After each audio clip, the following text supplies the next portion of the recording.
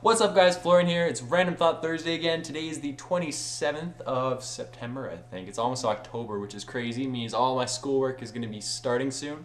And I got 3 topics for you guys today. It's going to be my thoughts on feelings as colors and kind of why they interact. A beer pong tournament I was in last weekend. And my view on mythical creatures and whether they could be real and how come, if they're real, we don't really see them that much. So the first one's going to be colors as feelings. There are obviously 2 really obvious ones. The first is red is angry, pretty obvious. And the second is that blue is depressed. And this, I kind of started thinking about this because in the Big Bang Theory, they decided that yellow was frightened. And that didn't really make sense to me because yellow is more of a happy color. And if I had to pick a color for frightened, it would be green. But then again, green is already labeled as envy, so I thought what color would be the only color that could invoke fear in someone.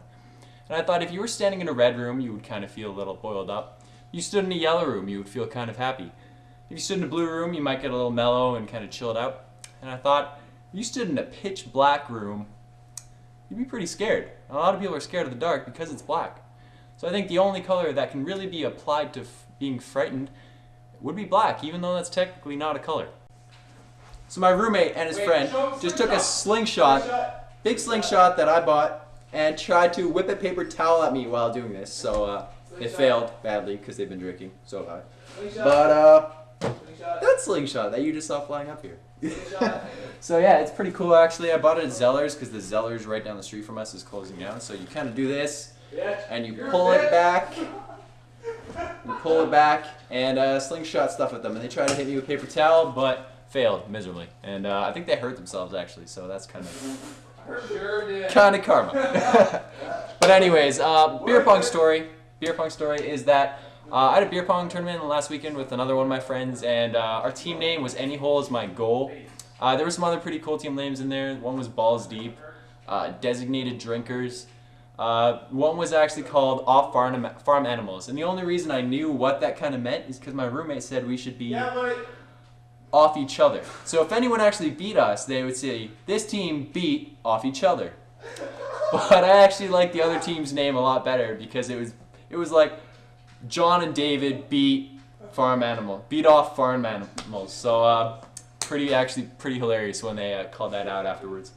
But the first game we played, we kind of walked in being like, we played a lot of beer pong, we know how to do this, we're going to win.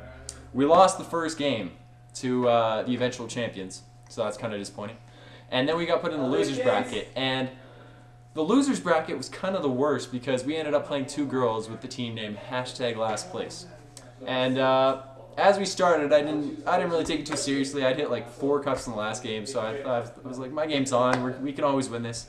And for the first like 5 to 10 shots, I shot doing the Gangnam Style. So I would dance like this and then pop a ball up, and I missed, I think, my first 8 shots before I hit one like that.